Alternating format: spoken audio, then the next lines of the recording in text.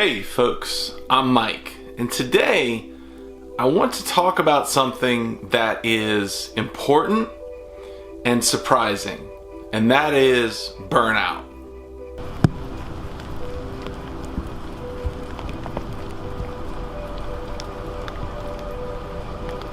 To give you an idea of how I go about making these videos, I typically sit down with a list and pick a topic from a list that I want to go through.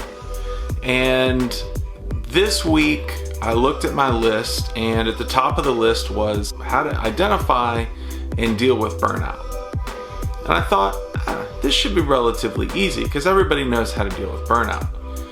So I started doing some research on the interwebs, and I found, to my surprise, that burnout is a real, truly diagnosable psychological condition. As a matter of fact, it's so real that it was considered for characterization within the DSM-5, which is the medical psychiatric dictionary that covers a lot of the illnesses that affect modern day people. You'll find everything from bipolar and schizophrenia in there to ADHD and a lot of other things. So I started looking at burnout. Now, it's probably important for me to remind you that I burnt out on this hobby. And when I did, I pretty much gave up flying for 6 months last year. It was a hard time because this thing that was supposed to be so joyous to me only brought me anger and bitterness and heartache in the end. And I didn't understand why. Well, now that I've done some research, I do.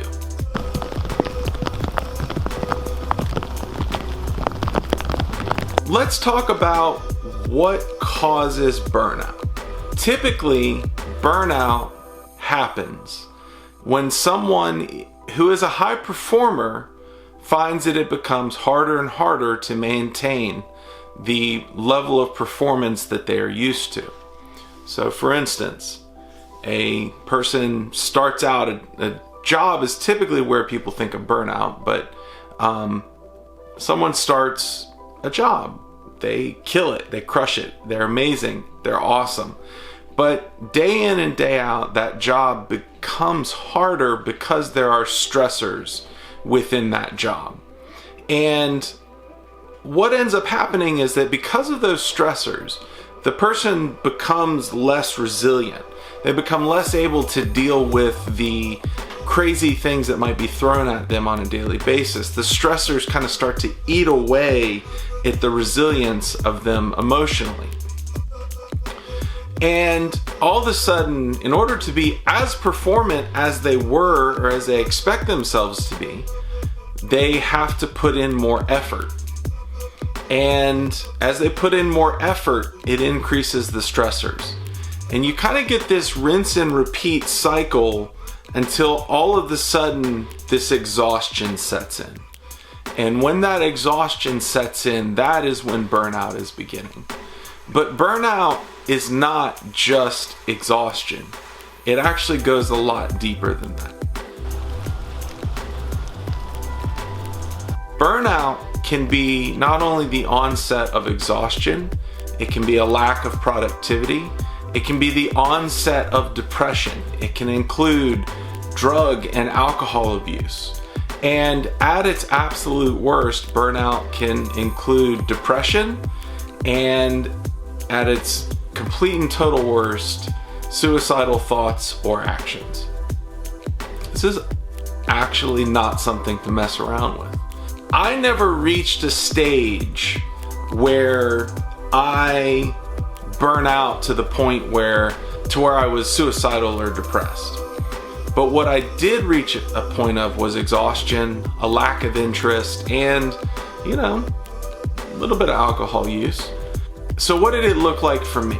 For me, I started going out with this expectation of I'm going to fly and I'm going to get great footage, and I'm going to put that footage on YouTube, and I'm going to become a sponsored, well-known pilot. That right there was my stressor, and it was my goal. And I would go out day after day and I would fly. Now at the same time, I have a job. I've got work that I've got to do. I have a family that I have to support. And so when I would spend money because I would crash, I would feel like I was taking money from my family. And when I went out and flew and came away with shaky footage or jello footage, or maybe I changed something in my tune and it wasn't quite as good looking as I thought it needed to be, it just made me angry.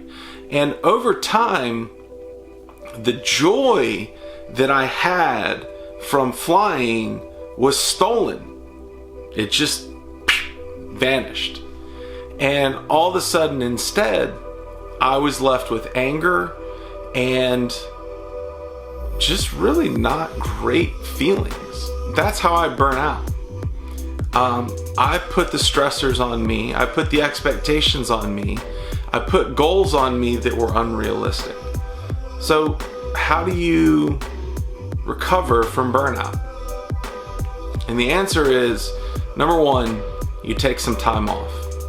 You take some time off, and while you take that time off, you are removing yourself from the stressors, right? So you're giving yourself the ability to recover emotionally and to not be so keyed in on the things that are causing the burnout in the first place.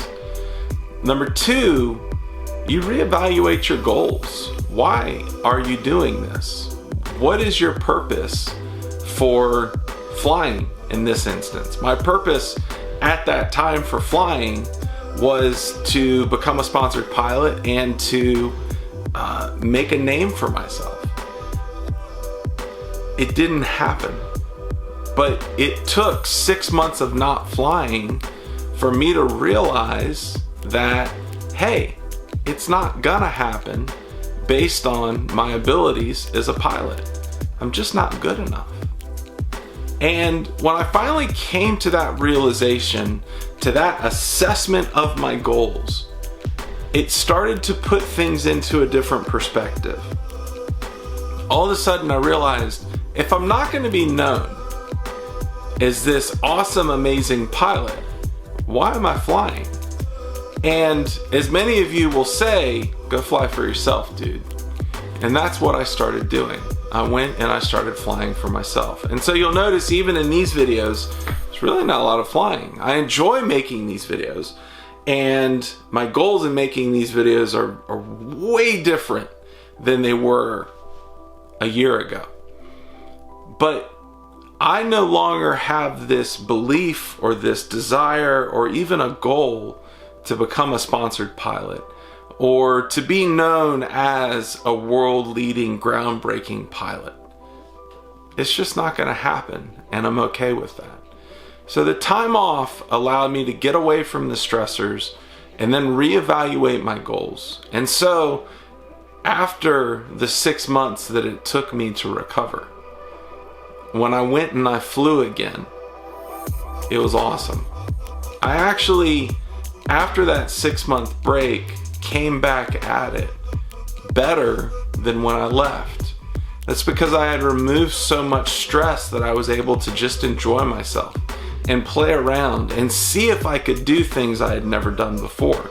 Whereas before I would have been concerned about hitting some kind of great perfect line, now I was just like, I wonder if I can hit that gap up there in that tree. And I did. Holy cow, that's awesome. And that led to joy, and that led to things that were good for me.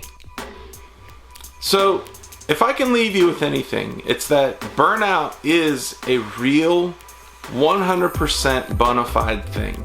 Most of the literature talks about it in terms of your work, but it can be in anything. A lot of what we do here when we fly is very serious business. For some of us, it is a job. And some of us want it to be a job. And if you're experiencing burnout, if you're experiencing the exhaustion, the lack of interest, the lack of joy, the depression, dealing with it through alcohol and substance abuse, then take a moment to stop. Take a break, reassess your goals, and if you can bring those goals into alignment with who you want to be and how you want to be, then I bet that you will become a happier person, which is the most important part entirely, and B, you will become a better pilot. At any rate, my name is Mike. I hope that you find something of value in this. I hope that you can like and subscribe and comment.